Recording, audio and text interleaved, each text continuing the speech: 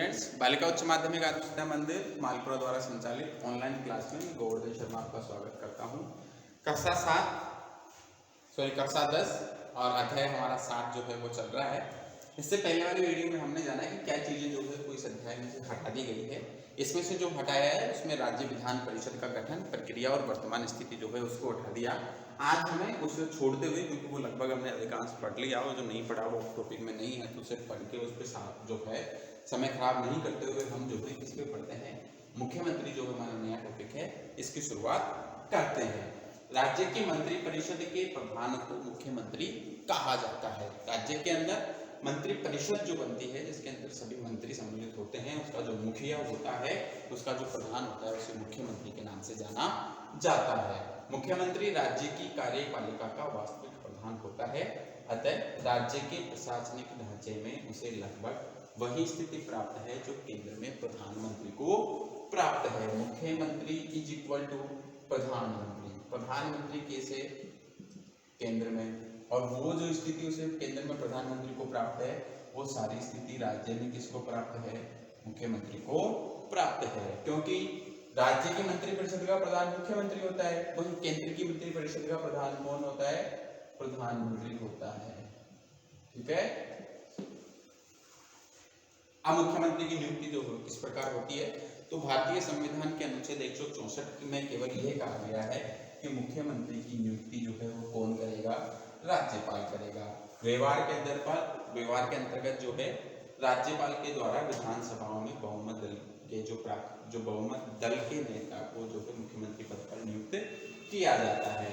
भारतीय संविधान के अनुच्छेद 164 के अनुसार मुख्यमंत्री की नियुक्ति कौन करेगा, राज्यपाल करेगा। ठीक है। यहाँ राज्यपाल की एक स्वविवेक की शक्ति है। मतदान हुआ, हर 5 वर्ष के बाद जो है मतदान होता है। मतदान के अंदर जो है विभिन्न पार्टियों के जो प्रत्याशी हैं वो भाग लेते हैं और जो विजेता के रूप में बाहर आता है और उसमें से सबसे ज्यादा बहुमत जिसके पास होता है, क्या होता है, बहुमत जिसके पास होता है उस पार्टी के नेता को जो है जो राज्यपाल है वो प्रधान मुख्यमंत्री के रूप में क्या करता है, शपथ दिलाता है या उसे मुख्यमंत्री नियुक्त करता है। देखिए, कोई भी पार्टी है, जैसे मान लीजिए राजस्थान है, राजस्थान में विधानसभा की सीटें हैं 200, मतलब जैसे 50+1,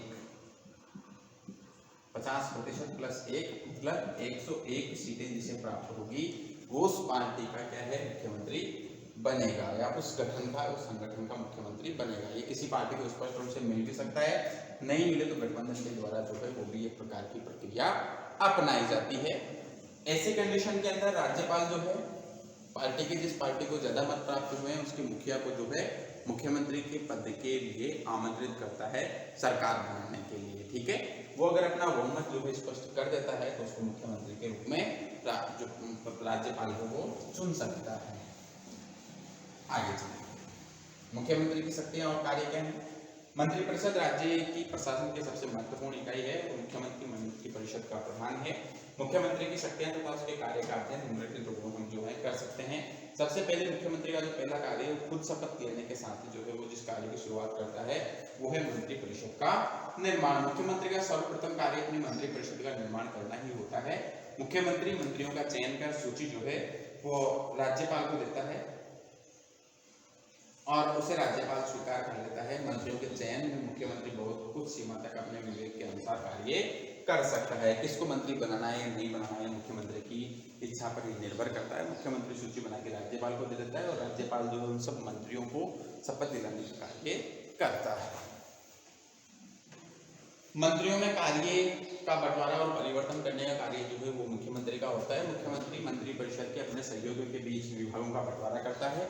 एक बार मंत्री परिषद के निर्माण में उसके सदस्यों के विभाजन का बंटवारा कर चुकने के बाद भी वह चाहे तो मंत्रियों के विभागों तथा उनकी स्थिति में परिवर्तन कर सकता है। ये जो व्यवस्था है ये मुख्यमंत्री के ऊपर निर्भर करती है। इससे पहले के कार्यकाल को अगर हम देखें तो पूर्व में कालीचरण सर्राफ जो है चिकित्सा मंत्री थे और बाद में कालीचरण सर्राफ को जो है उच्च शिक्षा मंत्री बना दिया गया था। तो ये जो सारी चीजें हैं ये भी मुख्यमंत्री की इच्छा पर निर्भर करती है। मंत्रिमंडल का कार्य और संचालन। मंत्री जो मुख्यमंत्री है वही मंत्रिमंडल की बैठकें बुलाता है और उनकी अध्यक्षता करता है। बैठक के लिए एजेंडा या कार्यसूची जो है मुख्यमंत्री के द्वारा तैयार की जाती है। मंत्रिमंडल की समस्त कार्यवाही मुख्यमंत्री के निर्देशानुसार ही संपादित होती है। पिछले कुछ दिनों से आप पढ़ रहे होंगे न्यूज़पेपर के अंदर, कोविड की वजह से जो स्कूलों का संचालन जो है पिछले 7 महीनों से बंद है और उन्हें रीओपन करने की बात चल रही है। तो आप देखते होंगे कि जो शिक्षा मंत्री हमारे गोविंद सिंह डोटासरा, वो बार बार मुख्यमंत्री जो है उनकी बैठकें आउट कराते हैं और वो लेते हैं, अपने मंत्रिमंडल को बुलाते हैं। वो तो जितने भी अपने मंत्रिमंडल जो है इसके कार्य का संचालन करने का कार्य किसका होता है? मुख्यमंत्री का होता है। मुख्यमंत्री जो है एजेंडा तैयार करते हैं, ठीक है, एक प्रोस्पेक्टर तैयार करते हैं, एक उनकी जो है जो भी उनका सोच है जिसके हिसाब से वो जो है एक एजेंडा या कार्यसूची जो है वो तैयार करते हैं और सभी मंत्रियों को उसके निर्देशानुसार कार्य करना होता है। शासन के विभिन्न जो है विभागों में समन्वय बना के रखने का कार्य मुख्यमंत्री का होता है।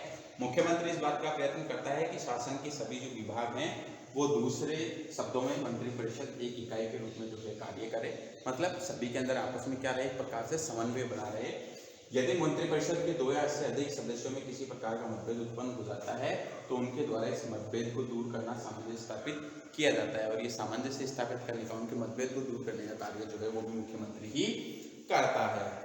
मंत्रिपरिषद और राज्यपाल के बीच संबंध स्थापित करना संविधान के अनुसार जो है मुख्यमंत्री पर यह भार है, मतलब ये उसकी जिम्मेदारी है कि मंत्रिपरिषद और राज्यपाल के बीच अगर किसी संपर्क स्थापित करना है तो मंत्रिमंडल के निर्णयों की सूचना जो है राज्यपाल को देता है और राज्यपाल के विचार मंत्रिमंडल तक पहुंचाता है। जिस प्रकार केंद्र में प्रधानमंत्री संसद में या मंत्रिपरिषद में हुए सभी विचारों को, सभी निर्णयों को राष्ट्रपति तक देता है और राष्ट्रपति के सुझावों को मंत्रिपरिषद तक पहुंचाता है, मतलब ये राष्ट्रपति और ये मंत्रिपरिषद, ठीक है, और यहाँ की बातों को यहाँ पहुंचाने का और यहाँ की बात को यहाँ पहुंचाने का, ठीक है, इन 2 कड़ियों को जोड़ने का कार्य इस सेतु के माध्यम से जो करता है वो कौन करता है? वहाँ पे प्रधानमंत्री करता है, ठीक है।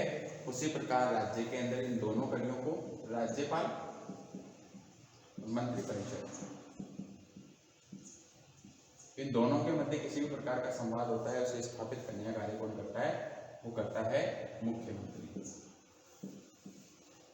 ठीक है। तो राज्यपाल और मंत्रिपरिषद के बीच की कड़ी कौन है? मुख्यमंत्री है।